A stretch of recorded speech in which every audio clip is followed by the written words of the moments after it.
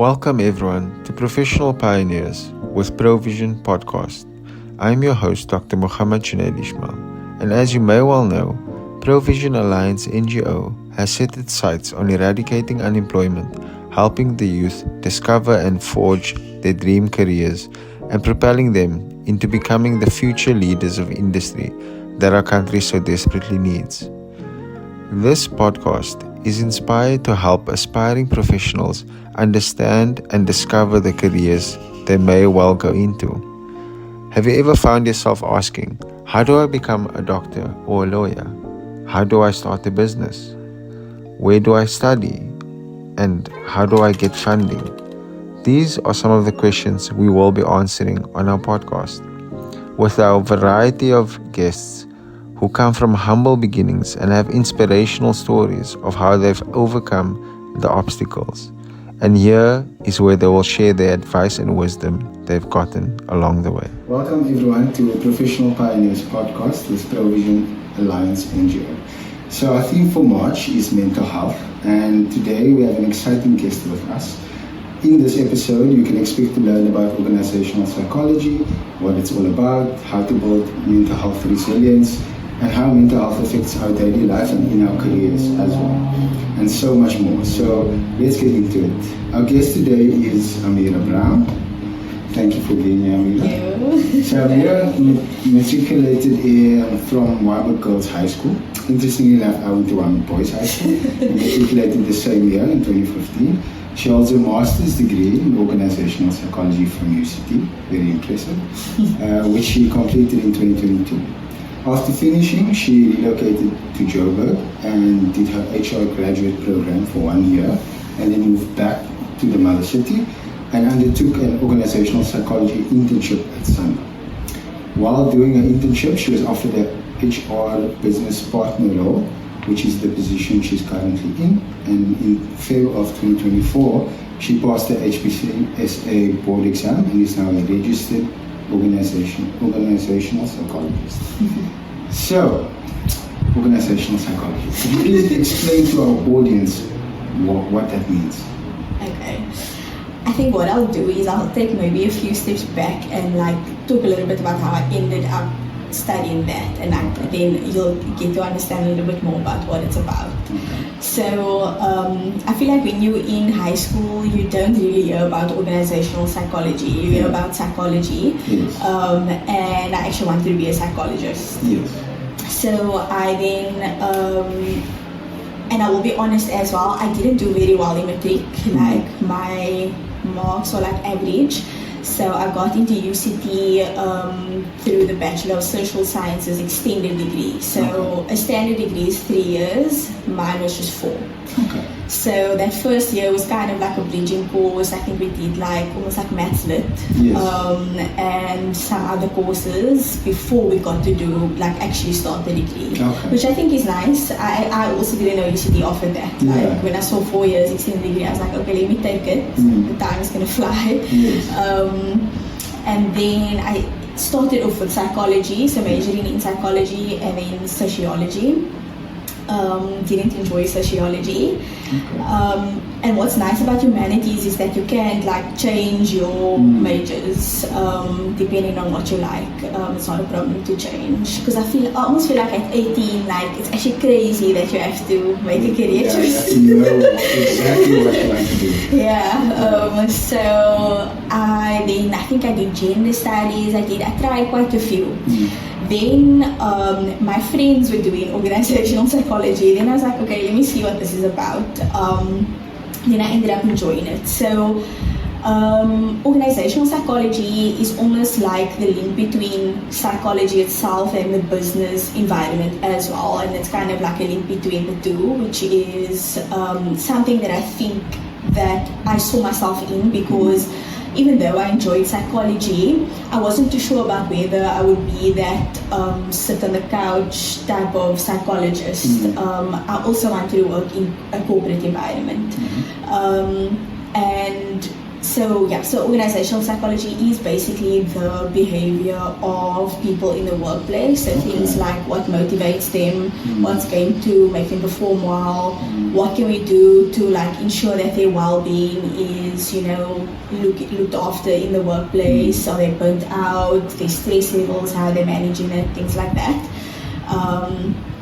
And then also, I think what drew me to the profession is that I like seeing people reach their full potential. And we spend majority of our time at work. And as an organizational psychologist, you like almost aid their growth in the workplace. I enjoy that part, like just helping people reach their full potential in what they do every day so that they can enjoy what they do every day. That's really amazing. I love that, your path wasn't what some might think is the traditional way, and I think a lot of our students on our program probably will find an alternative route. Not everyone's going to be able to go into a university or tertiary setting and do that typical course. And I think people don't speak about that enough. There's always this ideal situation where you go into a course, you do the normal time and you know exactly what you're going to do. I think, like, for example, in medicine, it was very rigid and structured, and you didn't really have any choices. But it's nice in humanities where you get to kind of feel around, get to find yourself and find what you like, what you don't like. I think that's really awesome.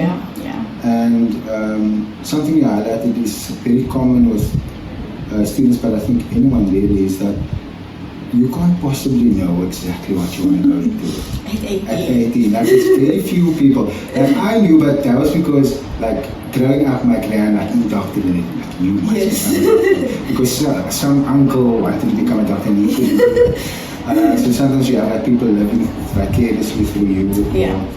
Like, I had an experience that drove me towards medicine, but not everyone has those experiences. Or a lot of people don't know what they want to do. Out there also.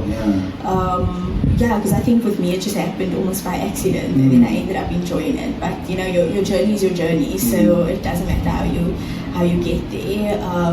But sometimes I ask myself the question, would I change? If I could change, would I change? And I actually don't think I would. That's amazing. I think a lot. Many people would love to be in your position. But to come back to that point, it was so funny enough, you were the person that shared with me the liquidity assessments that we actually use now with our students to help them find their careers. So, it has been a great help with the NGO.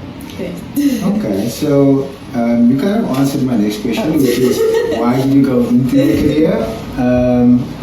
So just maybe to comment on that, I think people finding their full potential is something we really focus on as the NGO, because the world, society, however you want to look at it, focuses on certain skills. Like in the high school, you have to fit a certain bracket or box to be successful. And I think learning how to find your skills, find your purpose, find your passion, I think is so important. And so I'm sure maybe in your space where you're teaching people or you're helping people, maybe they find that they're questioning whether they want to be in that job. I know that can be difficult. So how do you, like, let's say someone comes to you and they say, I don't know if I want to be in this job, like, how do you approach them? So one thing in organizational psychology, I think what sets us apart from HR, because HR, human resources, and organizational psychology is quite similar. HR is a little bit more transactional, whereas organizational psychology, you're kind of looking more at like the behavior side of things. You also taking a more like factual stance on things. So in that situation, like you do assessments with the students, there's assessments for people that are already working that, we can give them, have a conversation with them, see what their interests are, if they have kind of a path, and we kind of call that career pathing in the workplace. And it's something that's very important because a lot of people want to know, okay, I'm here now, but where to next? we sometimes, so in my space, because Sanlam is a financial services company, we find a lot of chartered accountants and then actuaries. So that is very specific parts, but they can like go different ways. Yes. And what we could potentially do is then put them through almost like a job rotation. So you go to a space where you want to explore for example 3 months, and then you come back and you're like, okay, do you enjoy that, do you not enjoy that? But then there's also those career assessments that we can do, and then based on that we kind of just give them a recommendation. Okay, that's amazing. I probably have a few people I want to send you. Yeah, so to come back to more for our students, I think there's a lot of mental health issues that goes undiagnosed in adolescence. I mean, my mom was telling me the other day that someone at my brother's school was 14, committed suicide because they couldn't cope. So how do high school students build that mental resilience to cope with the stress and the uncertainties they face in their academic and personal lives? So I think what's important to normalize is to actually normalize stress. I think as students we shouldn't be afraid of feeling that feeling of stress because it's inevitable almost. So I think it's important to like acknowledge that stress is a natural part of life, especially during high school, because it is you're balancing so many subjects. Sometimes I think about how are we doing 8 subjects? It's actually crazy. And that, if you normalize stress, you can rather start seeing the challenges that you're experiencing as opportunity for growth rather than a setback. And I think what comes into play here, and something that we actually learn a lot about in the workplace, is a growth mindset versus a fixed mindset. So we try to encourage people to have that growth mindset, to not take setbacks as something that's gonna hinder you from moving forward or being something that's gonna stop you from progressing, but rather opportunity to learn and to grow from it, and what to do, what not to do. So I think that's one. I think another thing that I used to do in high school was coping techniques almost. Because I think at that age also our emotions are a little bit heightened. And I think I don't know how it is at the boys' school, but at the girls' school, everyone is pretty much the same, but just more testosterone. Exactly. So I think just finding developing a technique that works for you. So there's breathing techniques that you can do. So just if you find yourself in a situation where you are feeling a little bit stressed, just take a step back and count in your head and take deep breaths. Some people enjoy journaling. It's not something that I particularly enjoy, but I think I am as well. But then I was like, no, it doesn't work for me. But it does work for other people. I've heard that it works for other people. And then also just practicing mindfulness. So getting yourself into a place where you can not almost sweep your emotions under the carpet, but actually just acknowledge it and live it. Try and work through it. And then I think another important thing for all students is that support system. So family and friends are very important, and going to them when you need that help, and telling them, look, I need support, I'm struggling, and seeing where they can come in and support you in how you're feeling. So thank you for that. Wow, there's a lot to unpack there. But to comment on your last point, I think many students, through our mentorship program, we've realized that many students don't have a really good support structure, and often now our mentors become that main support structure. And there's many factors for that, and I think for them to also learn how to identify emotions, and as you said, living that emotion, not running away from it, because I think that's where people end up, on the wrong path, doing drugs or whatever the case may be. to try and suppress those emotions. I think that's a very valuable skill for them to learn. So thank you for all those advice. I've tried some of them myself. I think the breathing definitely works. I think to be present, but the journaling. Nah, not for me, but it does work for some. Alright, so then let's say someone is going through a challenging time. What strategies can they use? Because a lot of mentees complain, they're feeling demotivated, they're struggling to focus. I think, don't want to throw TikTok under the bus, but I think it has a big role to play in that. Yes. So what strategies can they use to maintain their focus and try and stay motivated to pursue their goals? I think to your point on social media, I think when we were in high school, it wasn't as popular as it is now. It just started, I think I probably only started using Instagram properly like from grade 10 onwards. But I actually can't imagine what life would have been like with TikTok in high school. I'm scared of TikTok. But I think with this question, and I think it also links nicely to the space that I find myself in the workplace. So for us to ensure that people are performing in the workplace, we ask them to set goals for the year. So every year at the beginning of the year, you set goals for the year, and then you have a conversation with your line manager in the middle of the year, at the end of the year. So that is a requirement for all employees, and I think this can be applicable in high school as well, is to not necessarily set that long-term goal where you like, okay, I'm in matric at this year and my goal is to finish matric with good marks. But I think what's important is to like set small goals that are achievable, because sometimes we like have this, we all have ambitious dreams and goals that we want to meet, but it does take smaller goals to get there. So this also just makes it a little bit more manageable, and it then avoids that feeling of being a bit overwhelmed. And then I think that will help you also just to remain focused on what your career ambitions are after high school.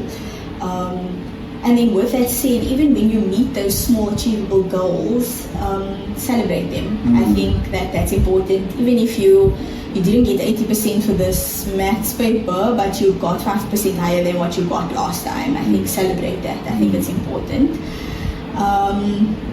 Another thing, and I think what's great about this NGO is that you give the kids a mentor. I think that can be a resource almost to like get that inspiration, so they can stay connected to those people and that can inspire them. And it can even be someone on TikTok. If you want to be an influencer, like follow an influencer that motivates you and can show that path where you want to be. And then another thing that I swear by, and it came up in like my assessments that I did when I started working, was I am like strict with a routine. I have to follow a routine, so I think that's also very important, is to keep that routine maintained. I think that having that consistent schedule also helps students just to remain focused. But there will be times where like something that's not meant to happen happens, and that's where resilience does come in. But I think we'll touch on that a little bit later. But I think just having that routine and keeping in mind that there may be times where things may come up and it's unpredictable. And then I think my last point would be to like almost visualize your success. I think that also can just be a powerful motivator to like visualize where you see yourself one day. And I think it then keeps students connected to their why. So why am I doing this? I think that's such good advice, because it touches on I think goal setting in general is valuable. And I think the difference with your advice is that you're setting smaller goals, so it's like achievable. It's that small goal. Yes. That thing. And that also helps them build momentum. Because I think a big difficulty with demotivation is that fear that you'll fail. So you're like, even if I study, even if I do this, I feel like I'm going to fail anyway. But when you have these small successes, you start to build that confidence and you build momentum. So I think people need to try and get out of that funk. And sometimes motivation can't come from the external environment. Sometimes the best motivation is starting. Yeah. Because that will be the best motivation to do it the next time, Yes. So like when you, for example, if you go to gym, if you want to start gymming, watching videos and stuff can only motivate you so far. But the best motivation is to just go. Yeah. And then when you're done, that will be the best motivation to go the next time, because you're like, I did so well the last time and it wasn't what I thought it was going to be. Maybe I must continue this. Yeah. So thank you for that advice. Then lastly on building mental resilience, how can you share any practical exercises or habits that students can develop to prepare themselves for mentally difficult things in the future or uncertainties, especially in the job market? Yes, of course. So I think with this, and it's something that I learned very late on. I think I only learned it when I started working, was to build that networking skills. Today it is about who you know. Unfortunately. Unfortunately, it is about who you know. But I think even just building that skill, because I am not someone like I am extroverted, but it takes me very long to like warm up to people. I'm not that person that's going to first go up to someone and start a conversation. So I really had to push myself out of my comfort zone. And I think that's something that if I could tell my 18 or 17-year-old self, is to like kind of almost practice that skill then already.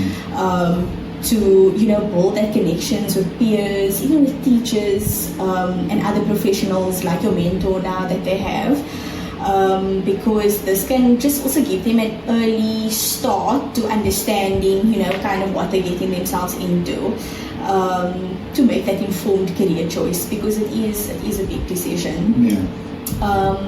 Then I think what I mentioned before was that practicing mindfulness and stress management. So another thing that I know people do is just meditate. So in the morning when you wake up, or just before you go to school, just take 5 minutes to just try and clear your thoughts. It is very difficult. So try and clear your thoughts.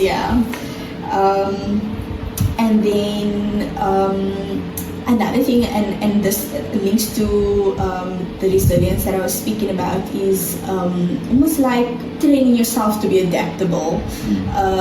It's a very important skill to have. I think that will also carry you throughout your career, because times are always changing. Like it's never constant. So I think practicing flexibility. So you could either try a new hobby. You can say, okay, I'm gonna go and join the gym. I'm gonna go join my friends down the road that play soccer every day after school. So kind of like almost forcing your plans to adjust so that you can get used to that change.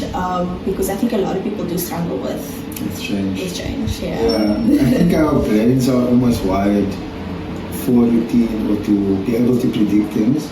And when things become unpredictable, it causes a lot of anxiety. So I'm sure in businesses as well, when top down they make changes, the general work is like, it's a very new thing, and but I think that's very true. Like a lot of the time there may be situations where it's out of our control, and your adaptability and your flexibility will really determine how you succeed in that space. And I think going from high school to university, you have to adapt a lot, because no one's like watching you, making sure you're doing your work. And, classes. And like it's so social and all of that, and then you go into the working world, and it's like there's so many rules, and like you have to adapt to that as well. So I think that's really important. So onto our kind of next section. So we want to talk about the link between mental health and career success. So how important do you think is mental health or mental well-being in determining long-term success in a career, and what role does it play in achieving one's professional goals?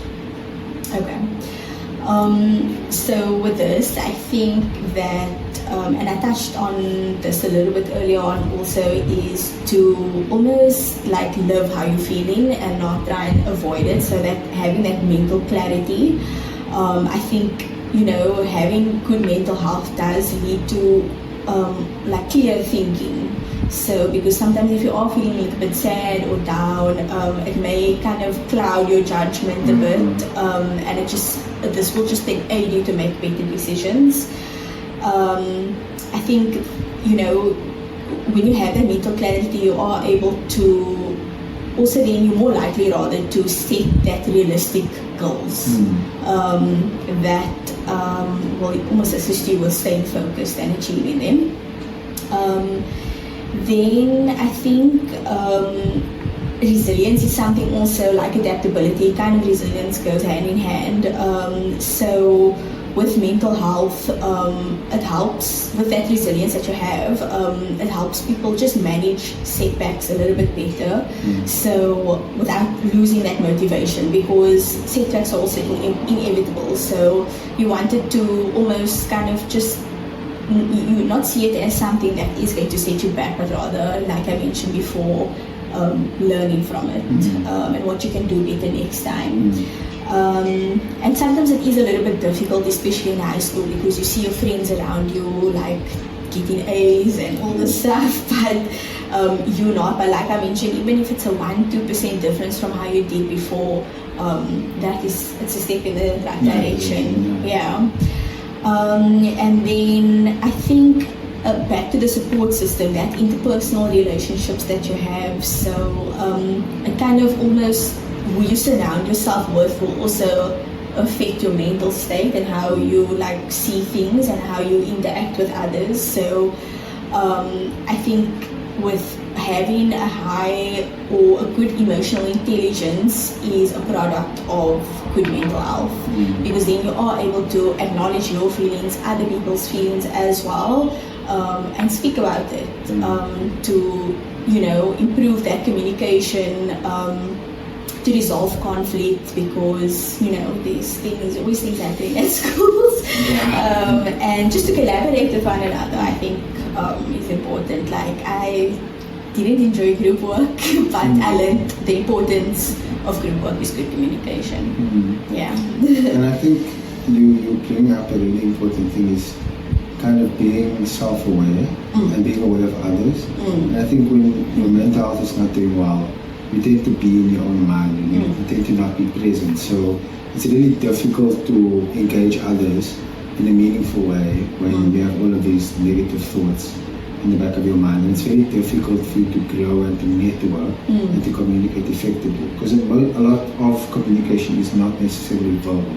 So when you are not being present, you're not understanding your own emotions, it's also difficult to understand the emotions of other people and read their body language and things like that. And when it comes to networking and being successful in a career in the future, it's really important. I mean, even for students who want to apply for bursaries, you have to go for an interview. And I think that even if you get good marks, you need to be able to speak. What I mean? So that is very helpful. Okay, so what advice would you give students to balance how to balance their mental health when there's pressures with school, extracurriculars, and career planning? Because now with our mentorship program, many of our students are in matric now. Okay. So they're really starting to come to the workshops, and they're starting to speak to their mentors. And so now I'm having a time management workshop because it's not fun. But I understand that stress, it's my last year, I need to do well. So how do they balance that? Yeah. And I think my first point was time management, so I'm glad you're in that workshop. But I think prioritizing time management is a very, very important skill to learn. It will carry you throughout your life. So if if they manage their time wisely, by setting those boundaries, they won't feel as overwhelmed, because like you mentioned, it is an overwhelming year, and a lot of things can be coming your way, but I think just setting that boundaries and using tools like planner. I use my calendar on my phone. I used to set up a study timetable, factor in break times so that you're not, also working yourself. I think having self-care is also important, is to also taking that break. And then I think with that, setting those boundaries, learning, and I think this is something that I had to also learn the hard way, is to learn to say no when you can't. It's very difficult. Sometimes, yeah, it's very, very difficult. But I think students should understand that they can't do everything. And we obviously have schoolwork, and we come home, and most people have responsibilities when they get home. You have your chores and things like that. But there are going to be times where you absolutely just don't have time. It's you have a test coming up, you have an exam coming up. So I think just communicating what you have with others around you, and learning to say no. Because sometimes then you can maybe just feel a little bit overwhelmed when you're just doing a little bit too much. And then I think my last advice here would be is to practice self-compassion. I think that it's important to be kind to yourself, and tell yourself that you're doing your best, because you are doing your best, of course. Like I said, things are going to happen and setbacks are going to happen, but try and avoid that negative talk almost. I think that's what makes students stress a little bit more.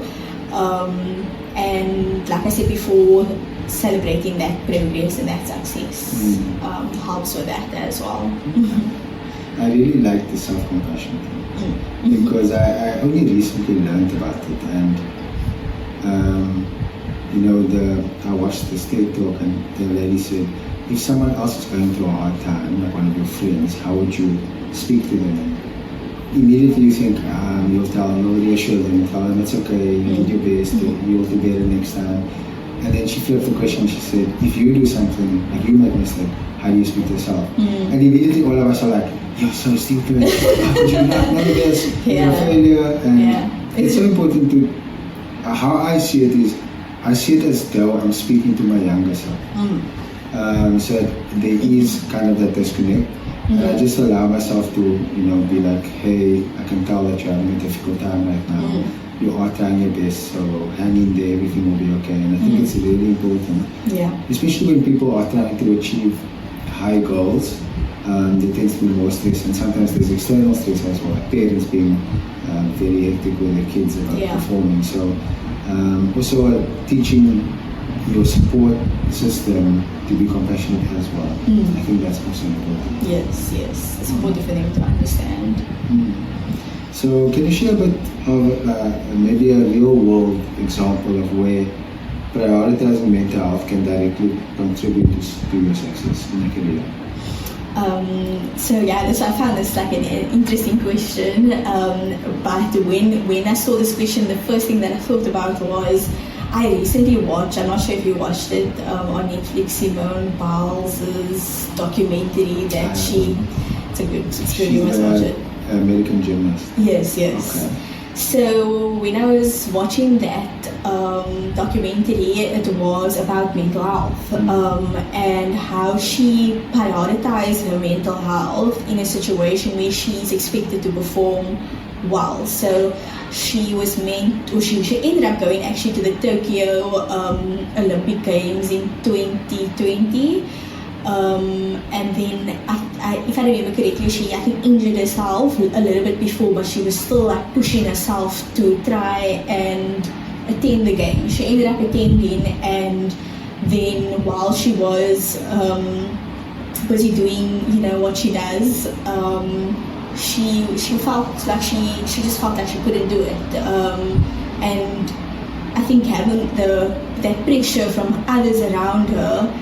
Almost like you could even see it in the documentary how her mental health was almost suffering, And she made that choice to actually just pull out of the Olympic Games and not continue and let her team carry them through.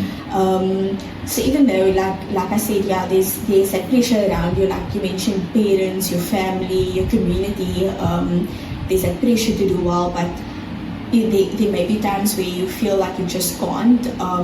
And you need to just prioritize that and acknowledge that, and then speak to others how you're feeling, because I think then just showing that care for yourself can lead to greater success in the long run. Okay, so I'm assuming she went to the next. Yes, then she ended up going to the next one. Okay, nice. And then she was also in the recent one. I think it was last year. I'm not too sure when that last. Yeah. So Yes, it was last year. did she do well? Yes, she ended up winning like medals as usual. Okay. Yeah, she did I really think well. sometimes also I think that really speaks to like when we're having a tough time, like we really want to push through. And so it's like a balancing act because you want to show resilience, you want to not give up, but there's certain warning signs where you're like, okay, maybe pushing past this would not be good. And I think being able to love your emotions, as you said, and being self-aware and knowing your boundaries and your limits is so important. Because I know some students, they push themselves so much and then they get to the point where they physically get sick. Like I've seen some of our students literally fall sick just before during exams because they are working so hard. So I think her story also tells us that if you take a break, the world won't stop and you won't just become an immediate failure. You know?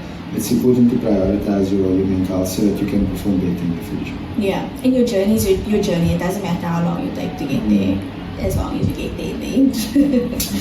It's not how you start, it's how you finish. Yes, exactly.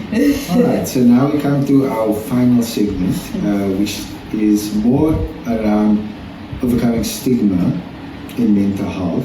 I think recently mental health has become a bit more popular, not always for the better. I think most people now diagnose themselves with ADHD. And yeah, I think it's important for mental health to be advocated for people to understand mental health issues, but in the further extreme is not to people to self-diagnose themselves.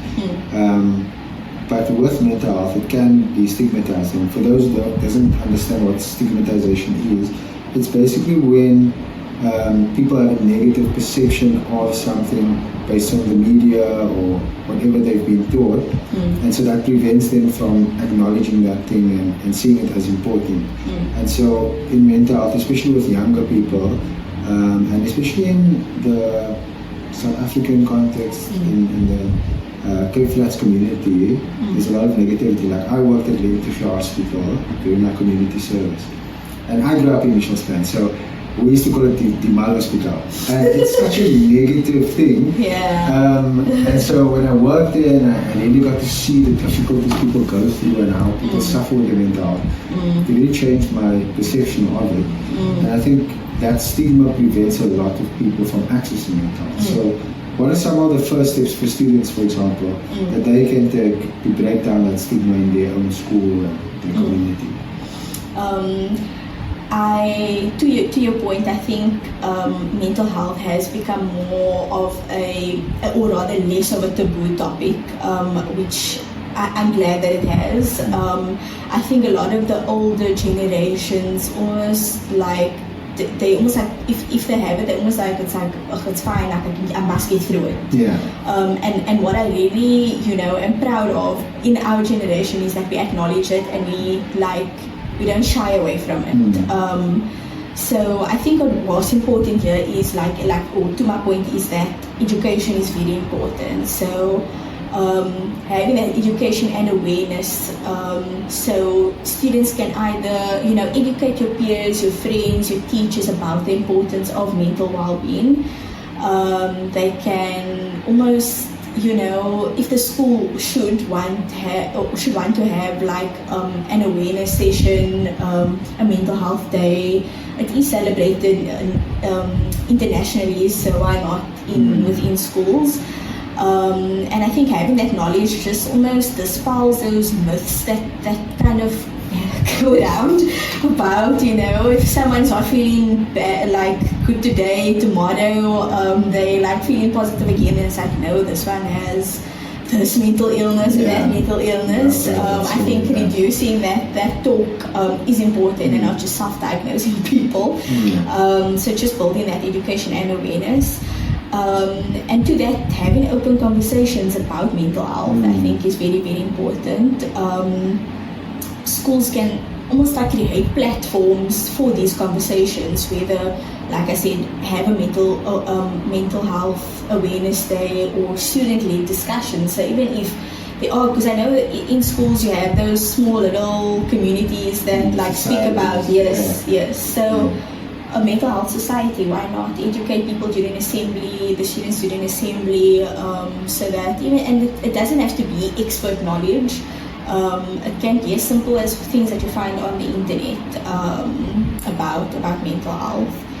And then I think with this is if you lead by example, I think that's an important way to almost get rid of that stigma, is to lead by example. So openly talk about their struggles or seek help when needed, just to almost normalize it, and not let it be something that you should be shy about, or you almost you want to sweep it under the carpet. But I think with seeing other people around you do it, it will encourage other people to also seek support. Yeah, it's so true. I think these initiatives would be amazing to have. Because I went to speak at my primary school last week. I was speaking to my grade 5 teacher. She's tired at this point.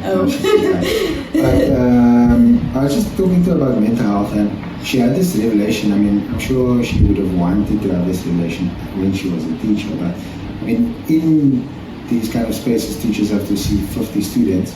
But that problem child tends to have a mental difficulty. For example, many people I grew up with now, in retrospect, I've noticed they probably had conduct disorder or suffer from fetal alcohol syndrome. So there's so much out there that people are enduring. And I think the idea that if you don't speak about it, it doesn't exist, is such an important fallacy to get rid of, because you're still going to suffer the consequences of the illness even if you don't acknowledge it.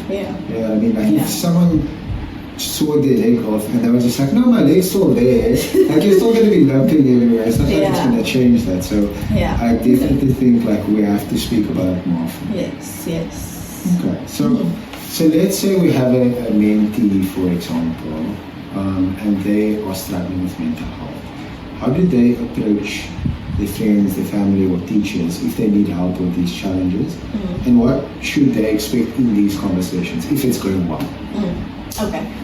I think with this is to be honest and open. That's something that is important. So when you're talking to a friend, a family member, or teacher, they should express their feelings openly and honestly, and it is okay to say look, I am struggling with my mental health and I need support. There are people out there that are equipped to support you, and most times people would have empathy, so you can almost prepare for that empathy. You may get a different answer here or there depending on who you're speaking to. But I think most times people have empathy and understanding about it. If they feel, the person's approach wasn't necessarily what they were looking for, what they wanted out of the conversation, there are a ton of mental health resources available. And I think I will share afterwards the resources that are free, that students can go to seek more professional mental health.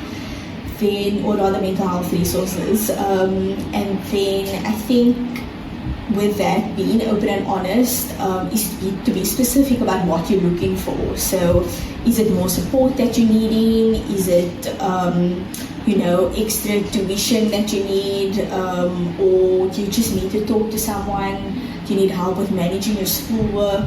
So be specific about what you're looking for. There may be times where you actually don't know what it is that will help you. But then with that, I think just getting different opinions may also just kind of, where you can see other people's viewpoints, may just kind of guide you a little bit as to, okay, this will work for me, no, this won't work for me. So I think that's being self-aware and just, knowing what works for you. Yeah. I think that's important, because sometimes, like, you speak to your mentee and you get to discover that there's something bothering them, and often they will say, like, I don't really speak to my parents or whatever because I know how they're going to react, and I think many students might feel afraid to speak to a professional because there is some stigma around, like social workers, for example. If there's something happening at home, people are afraid that if they speak to a social worker, like, they're going to be removed from their family, and that's not always the case. Yeah. These professionals, they do an assessment and they really take all these factors into account. So it isn't the end of the world to speak to a professional, even a counselor or a psychologist. I think I know schools in the Cape Flats do have psychologists, but they cover many schools, so they have long waiting periods. But the free resources you mentioned would go a long way for our students. So thank you for that. What role do you see schools and education systems playing in reducing the stigma around mental health? I think you might have answered this in some way or other. And how can students advocate for better support within their schools? Okay. What came to mind with this was at school we had, I can't remember exactly what the name was, but it was almost like a peer support program. So I think it was once a year, our on-site, I think she was a psych counselor, just paused. So what was that lady's name that, she's Sally Peterson's daughter, what was she? She's a social worker. Yeah, I think she was a social worker. I'm not sure what she was. I don't want to say she we had a counselor or whatever, because she's a psychologist. But anyway, we had someone. Just that we had some a professional, mental health professional. It's like she's not allowed to be anything. A counselor, psychologist, a social worker. But it's funny because she's actress now. It's Jawaya. Okay. She's one of Sally Peterson's daughters.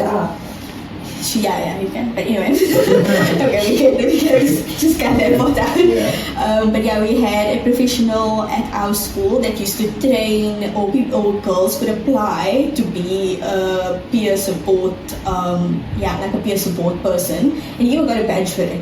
So she would have almost like a training program for like maybe over 2-3 weeks, just to teach them their basic counseling skills. So when you are on the playground and you are looking to speak to someone, and they even introduce the team at the assembly, so the whole school is aware of who's that peer support group. So teaching students on the premises just that basic counseling skills is something that I think could assist. It's not something major. It could just be that assistance before they see that psychologist that has that long waiting list. So I think that advocating for that peer support program is something that could help, and I think it really helped in our school. I think having access to resources. So it's interesting that you say that psychologist services quite a few schools in the Cape Flats, because there are a lot of psychologists that are looking for work. So that's the story of our house in South Africa. So that's a different conversation, but just to creating that safe space where students do feel comfortable to seek help. So some students may not even be aware that there is a psychologist at the school, so promoting it I think is very important. Even if there is a long waiting list, let that be a support group, be a placeholder in the meantime until they can get professional assistance. And then just to promote, I think, mental health education. So almost to integrate it into, I guess it fits into life orientation. They will be doing something in life. Exactly. Because sometimes we learn things that's not necessarily, Well. Yes. So I think to almost, for education systems, I think to integrate it into the curriculum will be, I think, almost like lessen that stigma, like you mentioned, around mental health, and teaching them that coping skills, because sometimes people don't know, okay, breathing exercises, journaling is a coping skill. And then also just in that teaching, also just to recognize when others also need help, because there are times where people just won't speak up. So to be able to recognize my friend this week, she's been looking a little bit down, maybe I should speak to her, see what's going on, see where I can help her, see who I can speak to, which teacher can I speak to. I think it's important to have also a teacher on site that is dedicated to seeing that students are okay. That I think would be useful. And I think it's interesting because this kind of ties into where I want my career to go, which is public mental health, and advocating, removing stigma, ensuring that people are aware of the services that's there. I think partly that's one of the core parts of Provision Alliance NGO, is to make people aware that these persons exist.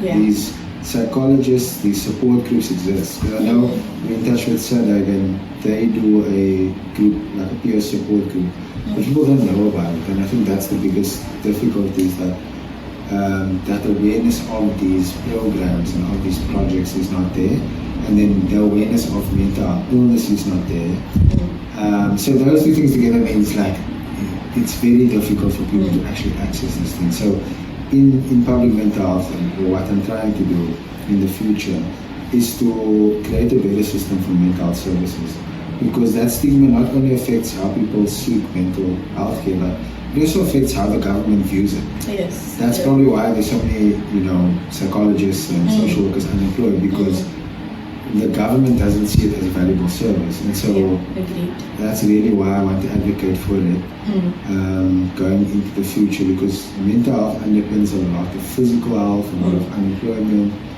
so many other issues that plagues our society is underpinned by mental health. So let's hope that we can make a change and improve that awareness. So I have one last question. And this specifically pertains to you going into psychology, and more importantly, organizational psychology.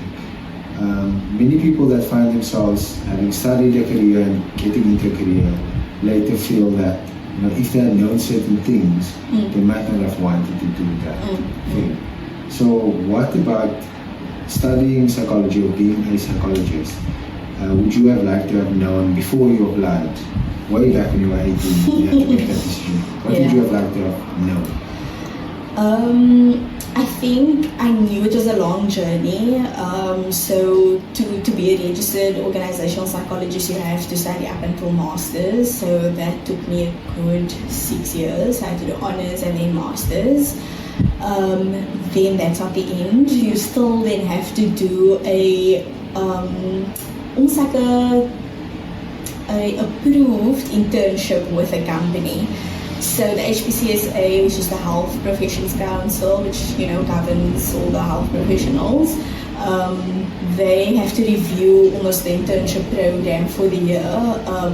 So that's also very difficult to find. And I think going in, it almost became a little bit of a competition in the class, because people were fighting to get internships. And I think I'm glad I took a break before I went to do the internship. So I went to go do a graduate program before I went to do the internship.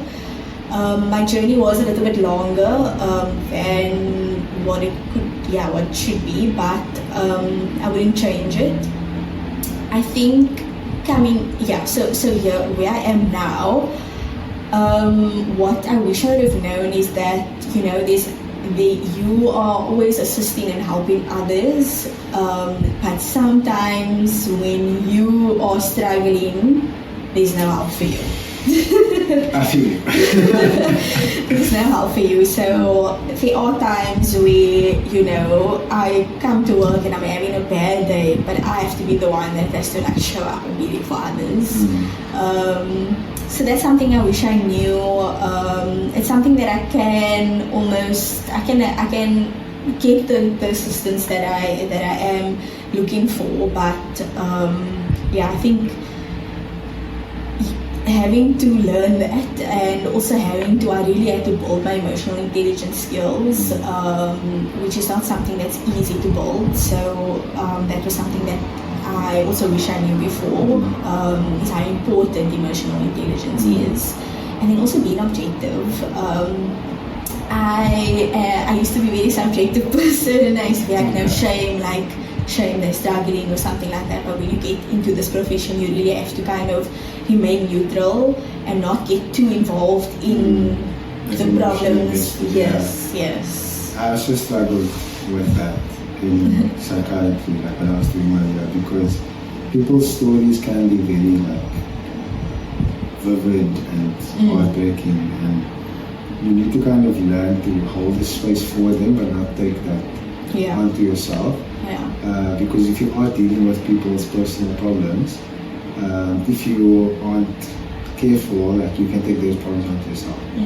Exactly. And you can find yourself dealing, like going to bed at night and dealing about all the patient's problems, and you really don't get peace of mind. And back to that point you made about there not being services for healthcare professionals, I think, and even people in general, I think it just speaks to the stigma and the lack of like urgency or importance society places on mental health. Exactly. And I really hope that things change, especially when you find that there's so many. I think 2 people from our class in medical school commit suicide. I mean, that's 2 too many, you know. Yeah, exactly. If maybe they had some mental support during the internship or concept, things could have been different. But yeah, that's our episode for today. Thank you so much, Ameerah, for being here and sharing all your amazing knowledge and wisdom. I'm sure from young students to old adults will really benefit from your wisdom. So thank you for being here. We really appreciate it. Thank you so much. All right, we'll see you guys next time.